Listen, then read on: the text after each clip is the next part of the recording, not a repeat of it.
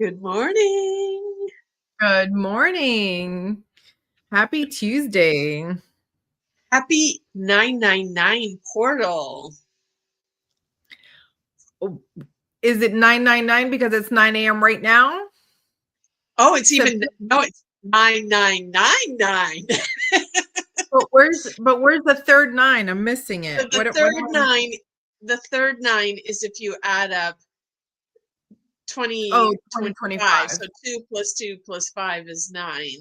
And Got so you. today, Got today and this minute, I didn't even think about the fact that it's 9 a.m. It's 9 a.m. on the 999 portal, but today is the day of super manifestation. So anything out that you're really trying to manifest into your life, like today is the day to do all of your rituals, whatever it is that you do to manifest things in your life, like do it today with extra intention and you have the power of the 999 behind you in making that I love that. I think we should take this exact moment, take a 3-minute break, and let me go finish writing in my project 369 real quick. So let's just hold on. We're just gonna take a little journaling break. Talk amongst yourselves. It's not this is key. 9999 to 999 is very important. Yeah, I gotta find me a pen here. happen. It is So important, and it's also in alignment with 369 because that's also a 9. All the nines. all the nines. Did Yes. you had a good cacao ceremony on Sunday? I saw you did a daytime one. How exciting. I cannot even begin to tell you how magical it was.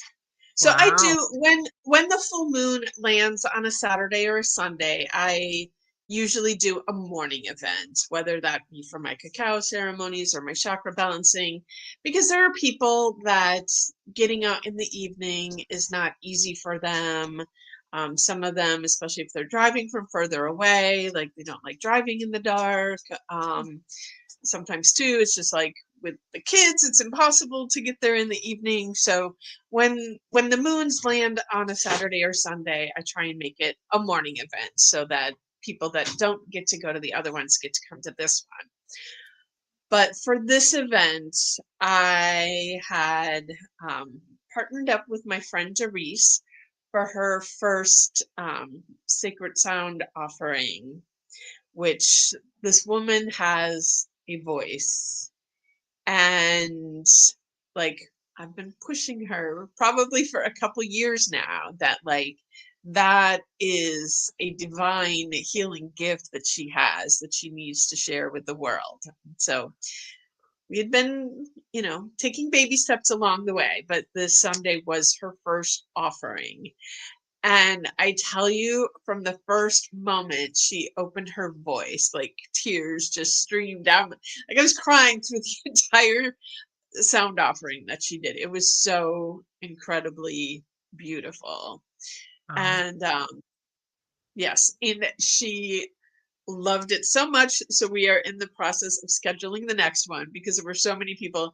And like we had full house, but there were so many people who wanted to be there that couldn't be there because of other things going on in their life. And so the date isn't scheduled yet, but we are definitely working on it.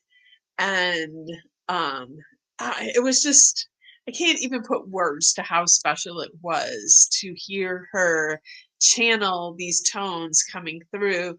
And each one of these is going to be unique, like because she's connecting to the energies of the people in the room.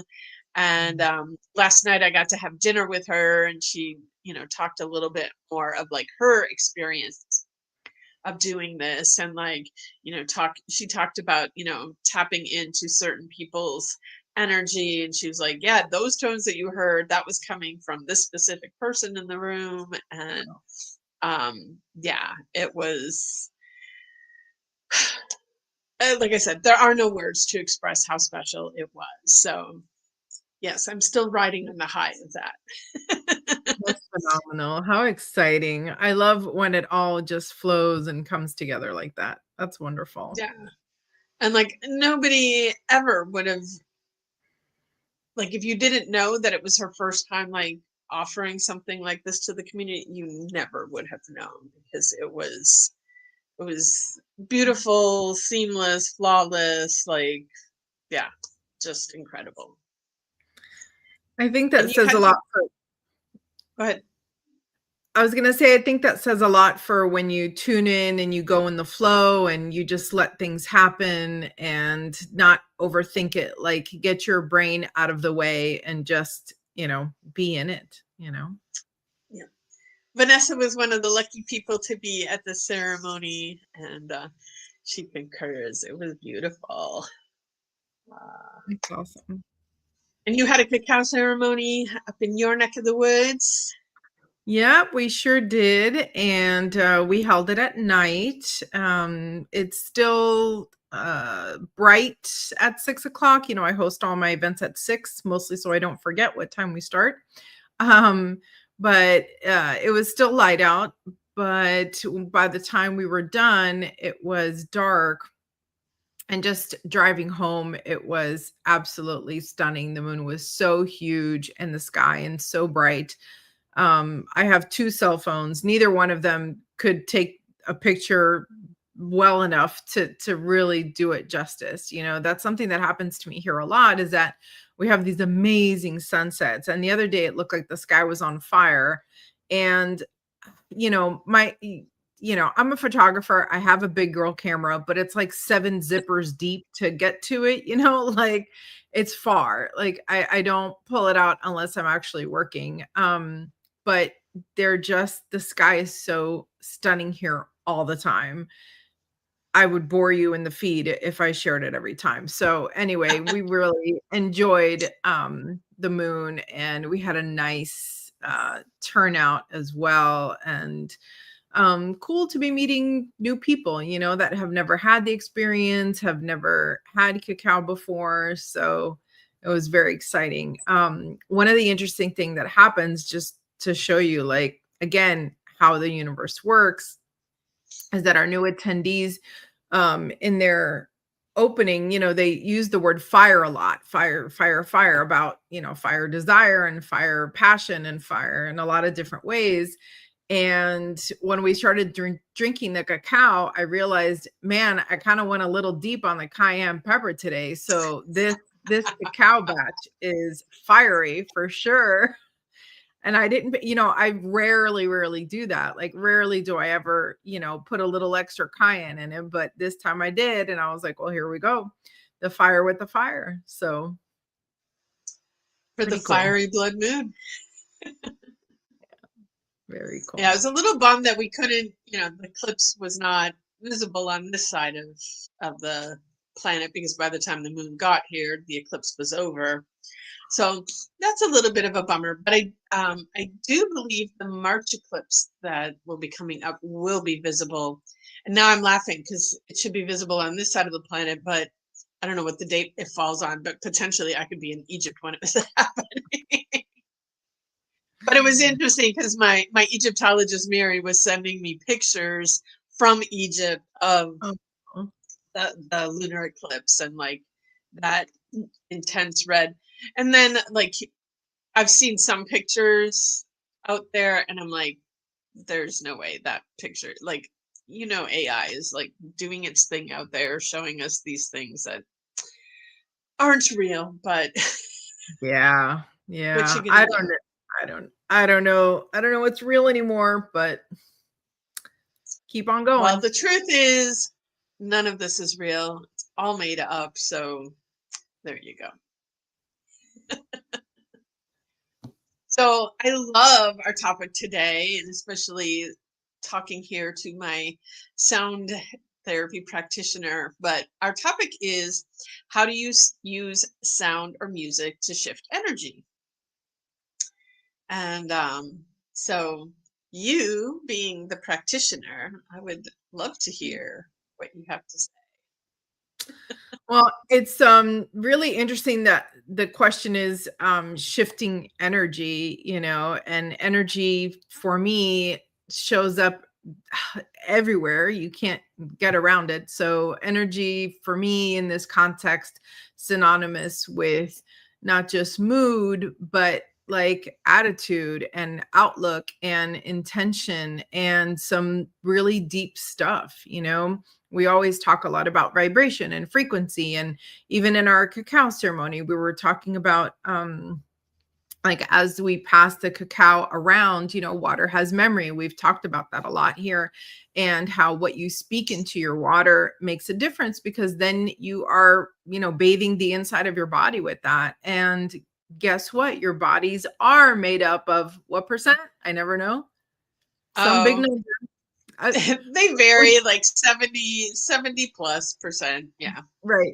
What I said at the ceremony was, you know, our bodies are blah blah percent water, whatever. The number doesn't matter. The point is it's a lot. And so what you subject your liquid body to is going to affect how you show up in the world right now and later on. So, you know, for me, I am constantly playing some type of music. And the gift for me lately, particularly being out here, is finding my intuitive comfort zone with music. So some days you know, I'll turn on a particular style of music and I'll be like, ew, no, it sounds like bad to me, right? But then by 3 o'clock, it sounds amazing to me.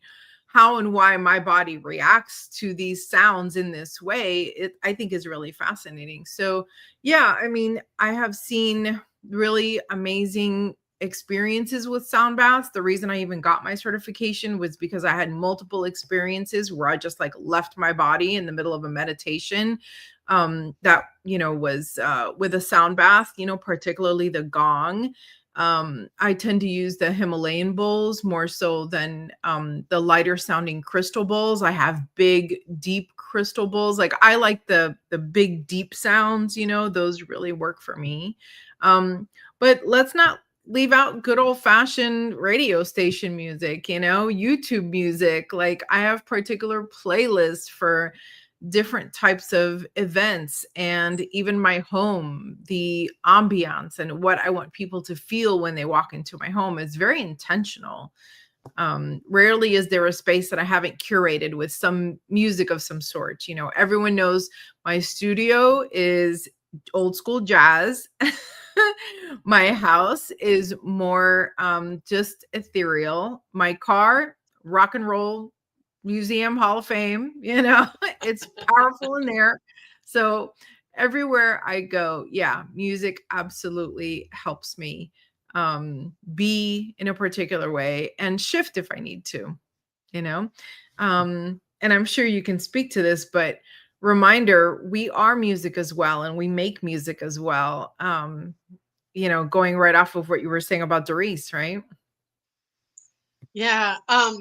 And as you were saying that, I was also thinking, because someone brought it up too, um, at the event on Sunday, that, they've, you know, with all their science now, they have those things that they connect to the plants and then transform those frequencies into music. So like the plants are singing, even though like you can't hear it with your ears, but they find a way to amplify that frequency and be able to listen to that.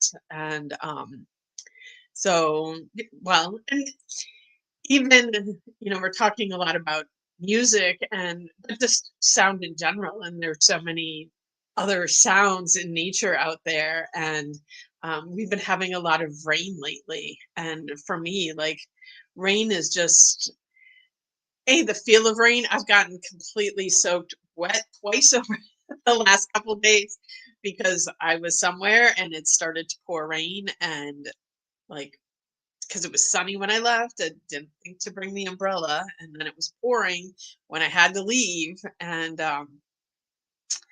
I love the feel of rain on me, but like listening to the sound of rain. And right now my house has the old barrel tiles on it, but if the time comes that I have to replace the roof, like, my dream is to get a metal roof to, like, for when it rains. And like, there's the metal roofs last forever and it's a good choice. But um just listening to the sound of rain hitting that metal roof, it like Hmm.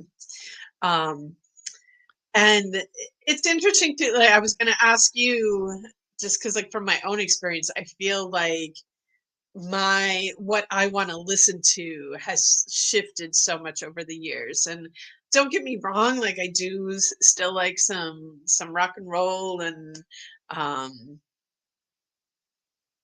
any kind of like modern, but I do find myself being drawn so much more to ethereal music, spiritual music, just like, hey, like when you tune in and feel like what that's doing to your body, it feels good. And those who've been to my healing space know, I have my sound bed and um turning on music that has specific frequencies to support your body in the healing process. Like that feels very different on the table versus I have put on rock music just to experience it on the table and see what it's like. And it's definitely a very different experience. That's hysterical.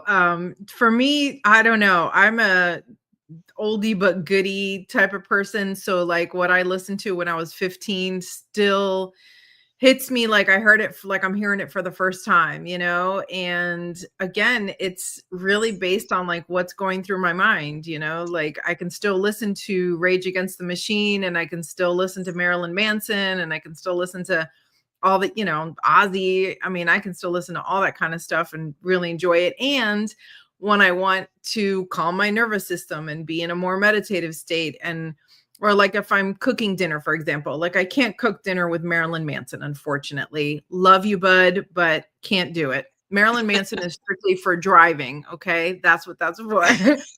Cooking, it has to be more jazz. It has to be more of that ethereal type music.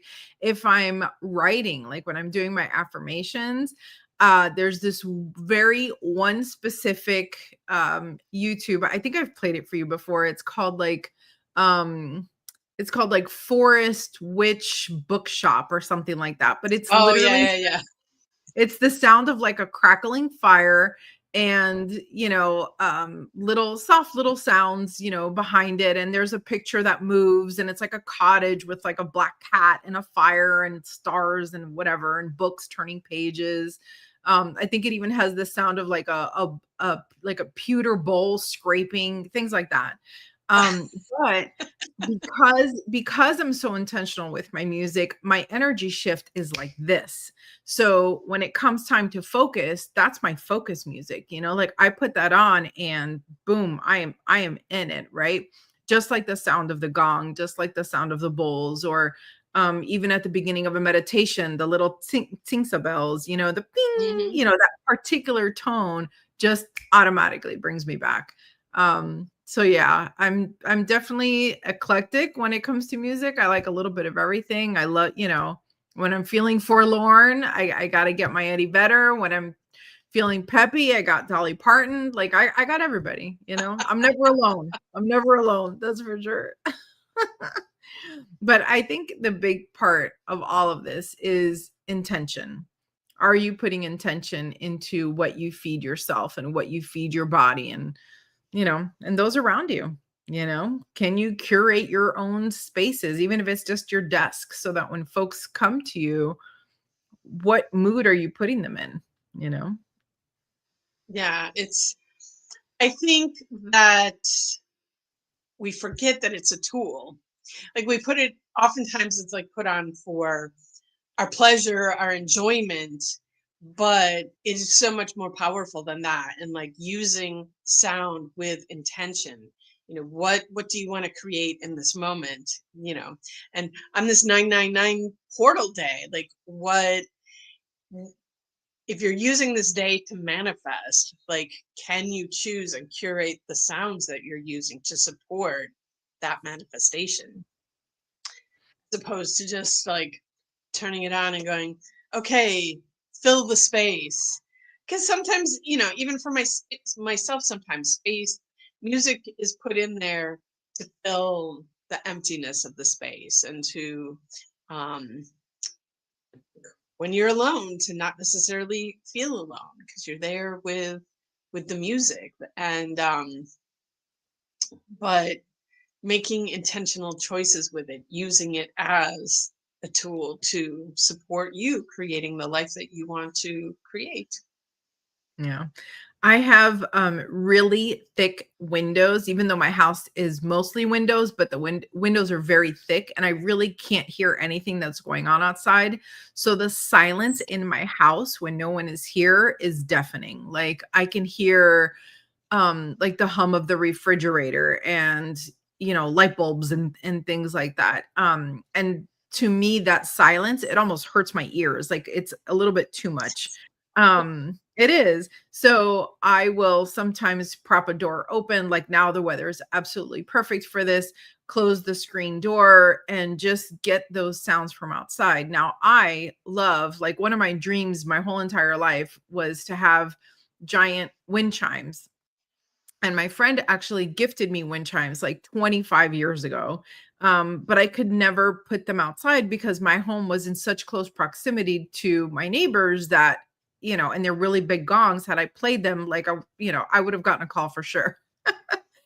But here I have so much more space and there's so much more open space, because of all the woods and everything around me, that now my chimes hang. And so every time I open a window, every time I open the door, I'm greeted by the chimes. I'm greeted by birds. I know we've talked about it before where we've said, the reason that listening to birds feels so good is evolutionary. When birds sing, your nervous system, without you participating, knows that that there is safety, right? Because when there's danger, birds stop singing. So when birds sing, it means that everything's okay. And so automatically, like, your body chills and relaxes. Lately I've been getting a lot of calls from friends who are having a lot of anxiety and going through very anxious times, completely understandable in their own lives and on a worldwide scale. And so I've been curating a lot of little tips. Another one that I just love so much is that someone taught me, look really far away. So if you are feeling stressed and you need to just calm down a little bit, look at something way in the distance. And again, partly why it feels so good to go to the beach, for example, or be in a mountain and see that far away view. It's just automatically peaceful. So um, I find a lot of peace in just listening. Just sit. I mean, I think I spent the first 6 months that I moved here sitting outside and just listening and looking. That's it. That's all I did. And unpack boxes, but yeah. Well, and also since we're talking about sound and music today, a beautiful technique for calming down is humming because it stimulates the vagal nerve, which comes through here. And it's interesting because I find myself um, making humming sounds or other sounds almost like subconsciously now. Like if I find before I've always used breath has been like my calm, my ground. And but lately I know, like, I'll just catch myself doing it where I'm humming, and I don't know if it's because, okay, now I learned it and I know that it's a tool that I can use to calm myself, to center myself. um but yeah, just even one simple hum can shift your body. And and that it's, you look at the chanting that people do, the kirtans and all, like, it's just a gift to your nervous system to make your own sound. And I invite people too to play with that. Like, I go to my hot yoga class and we end every class with a group om. And I find myself playing with, um do I do a higher ohm, do I do a lower ohm, and how do the different makes me feel, and tuning into how what it's doing for you.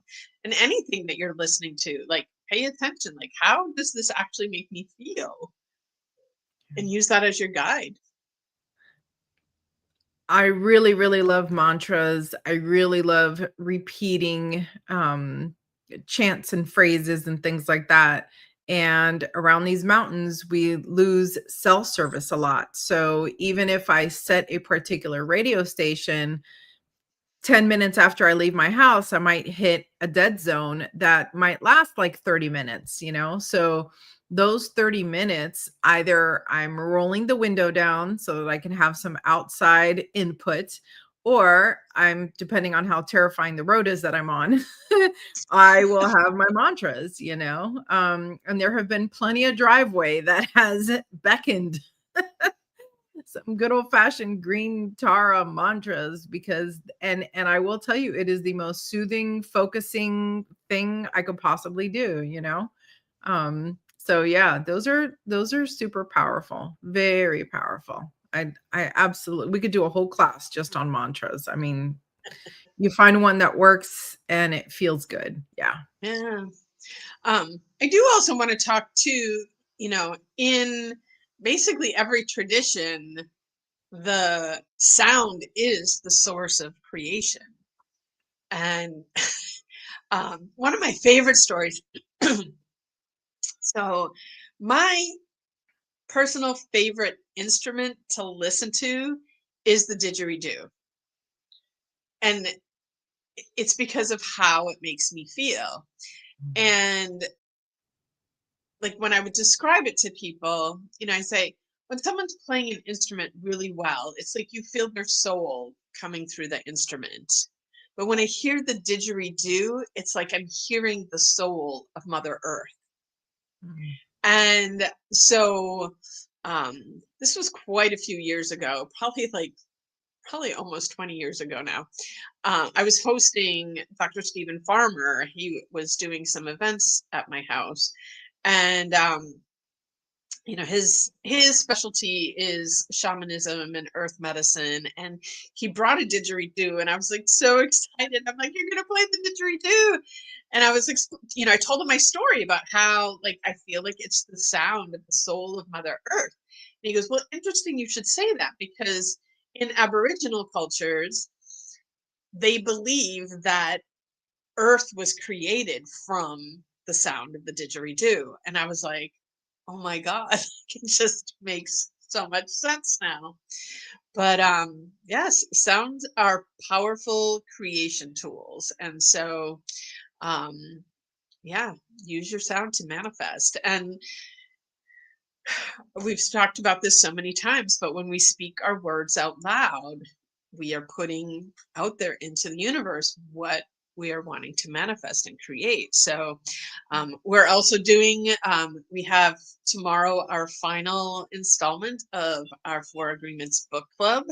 But agreement number 1 is be impeccable with your word. And it's not just about like the meanings behind the words, but that sound of what you're putting out there is a powerful creator. So I oh my gosh, I just lost my train of thought. Um I don't know. It was good though. It was good. It was good. Uh, yeah, I don't know. But anyway, I was going to say that in the first thing we do when we're born is make a sound, right? It's communication, it's everything. So, yeah, sound is very, very powerful. So, I'm going to fall back on intention. Be intentional on what sounds you allow in your life, and that includes people's voices. You know what I mean?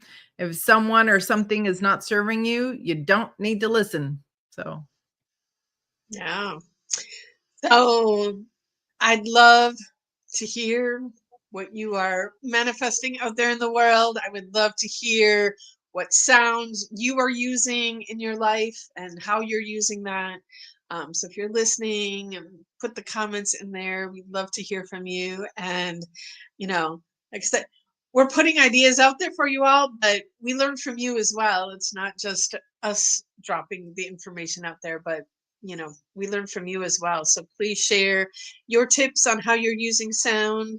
And yeah, You got anything else, Graciela? I just want to say one more thing because this was a totally new experience for me. My new DJ friend is ChatGPT. So I told you I started dipping my toes in a little bit. And the other day I asked for some questions, or I asked for some songs that would go well with a particular meditation. And while I didn't end up using their suggestions, I did have my eyes open to a whole bunch of new artists that I had never heard of. And it was really cool because chat was like, this particular band uses these tones and this thing and this thing, and then this music is more uplifting, and then this music is more grounding. And it was really neat because you can search YouTube for like grounding something, right? Or uplifting something. And the word grounding or uplifting or whatever you want to feel, it's in the title. But these are songs that would never come up because the name of the song is like, forest, river. I don't know. Do you know something that doesn't have the word grounding in it, but chat analyzes the music and says, hey, this particular music has these features which have this result, which I thought was a really cool and fun use of ChatGPT. So another little plug for my buddy who's taken over the world and destroying it, but it's okay. I'm going to get what I can get while I can. My new friend. Beautiful. All right. Well, I think that's a wrap for today. And this has been a really interesting conversation. And like I said, send us your sound tips in the comments, and we'll see you next time. Bye. Have a